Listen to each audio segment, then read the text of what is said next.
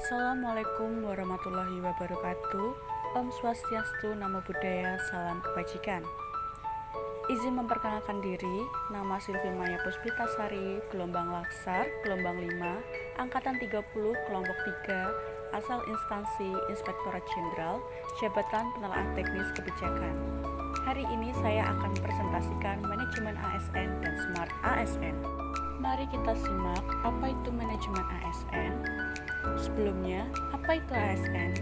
ASN adalah pegawai yang bekerja pada instansi pemerintah, baik di tingkat pusat maupun daerah.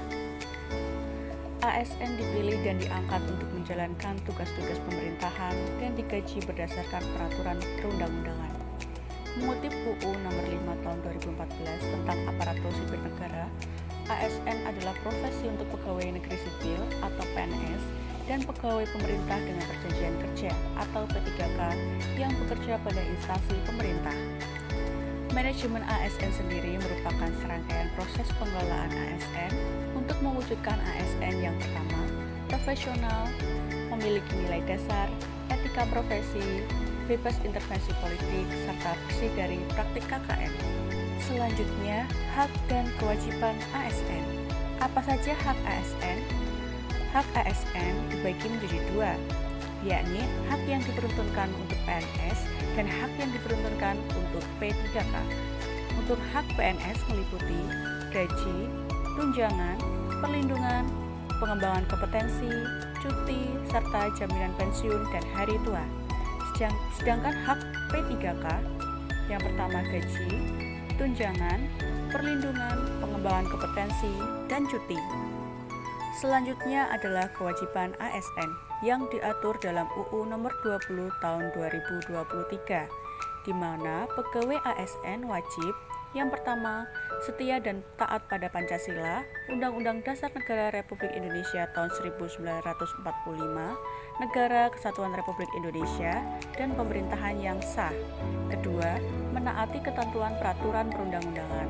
Ketiga, melaksanakan nilai dasar ASN dan kode etik dan kode perilaku ASN. Keempat, menjaga netralitas. Dan yang kelima, bersedia ditempatkan di seluruh wilayah Negara Kesatuan Republik Indonesia dan perwakilan Negara Kesatuan Republik Indonesia yang berkedudukan di luar wilayah Indonesia. Selanjutnya adalah sistem merit ASN. Apa itu sistem merit ASN? Sistem merit ASN dalam Undang-Undang Nomor 5 Tahun 2014 tentang Aparatur Sipil Negara atau UU ASN Pasal 1. Sistem merit didefinisikan sebagai kebijakan dan manajemen ASN yang berdasarkan pada kualifikasi, kompetensi, dan kinerja yang diberlakukan secara adil dan wajar dengan tanpa diskriminasi. Adapun tujuan sistem merit adalah memberikan kepastian karir dan melindungi karir ASN dari intervensi politik dan tindakan kesewenang-wenangan, mengelola ASN secara efektif dan efisien, memberikan penghargaan bagi ASN yang adil dan layak sesuai kinerja. Adapun manfaat dari sistem merit ASN adalah yang pertama, pengakuan prestasi, membuat pengakuan atas prestasi dan kompetensi individu. Yang kedua, mendorong kinerja, merangsang motivasi dan kinerja ASN. Yang ketiga, mencegah nepotisme, mengurangi praktik nepotisme dan penyalahgunaan kekuasaan. Yang keempat, mengoptimalkan sumber daya, menempatkan ASN terbaik di tempat yang tepat untuk pengelolaan yang lebih efisien. Yang kelima, kebijakan berkelanjutan, membangun budaya kerja berkualitas tinggi dan keberlanjutan organisasi. Selanjutnya, mari kita simak apa itu Smart ASN. Smart ASN merupakan sikap untuk terus berinovasi dan berkreativitas untuk memecahkan masalah kompleks, memberikan nilai tambah bagi pribadi dan masyarakat, serta menghasilkan solusi-solusi baru yang menjadikan pribadi dan pelayanan publik lebih efektif dan efisien. Dalam konteks literasi digital, Smart ASN merupakan kemampuan ASN untuk menggunakan teknologi informasi dan komunikasi, serta efektif dan bertanggung jawab dalam menjalankan tugas-tugasnya dalam administrasi dan pelayanan publik. Ruang lingkup literasi digital. Yang pertama, digital skill merupakan kemampuan yang diperlukan untuk bekerja dalam lingkungan teknologi informasi. Ini termasuk penggunaan perangkat keras dan lunak, literasi internet, analisis data, keamanan informasi, dan kolaborasi online. Misalnya, mampu dan mahir menggunakan aplikasi Microsoft. Yang kedua, digital culture. Norma, nilai, dan praktik yang berkembang di tengah pengaruh teknologi digital dalam organisasi atau masyarakat. Ini mencerminkan cara interaksi, kerjasama, dan pertukaran informasi dalam lingkungan digital yang terhubung dengan tetap memperhatikan aspek-aspek dalam Pancasila dan Bhinneka Tunggal Ika. Salah satunya adalah beradaptasi dengan cepat terhadap perubahan teknologi baru dan mengikuti tren digital yang berkembang. Yang ketiga, digital ethnic.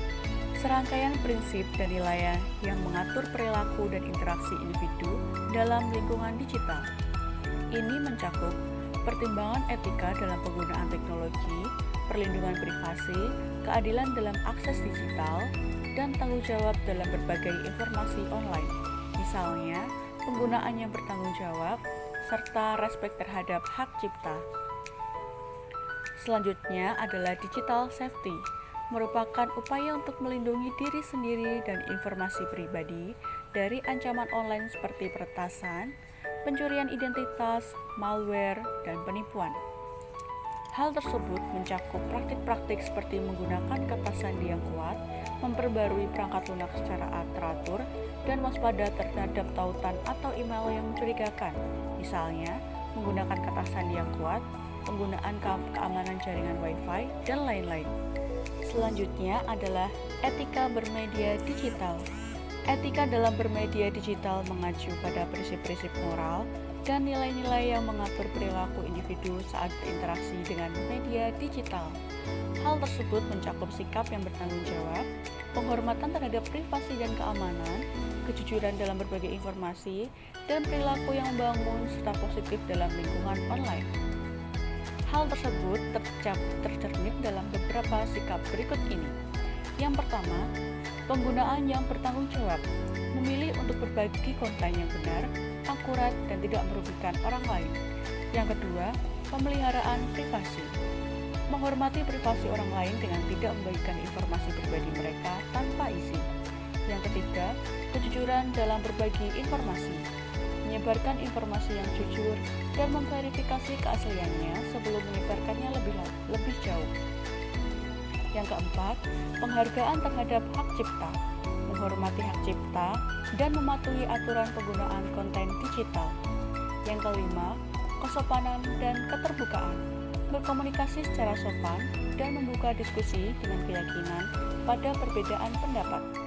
Yang keenam, perlindungan terhadap anak-anak, melindungi anak-anak dari konten yang tidak pantas dan berbahaya di lingkungan digital. Waspada, hal-hal yang perlu diwaspadai di era digitalisasi. Yang pertama, penggunaan yang berlebihan. Menghabiskan terlalu banyak waktu di media sosial dapat mengganggu produktivitas dan keseimbangan hidup. Yang kedua, pembagian informasi pribadi yang berlebihan. Hindari membagikan informasi pribadi seperti alamat rumah, nomor telepon, atau detail keuangan secara terbuka di platform media sosial.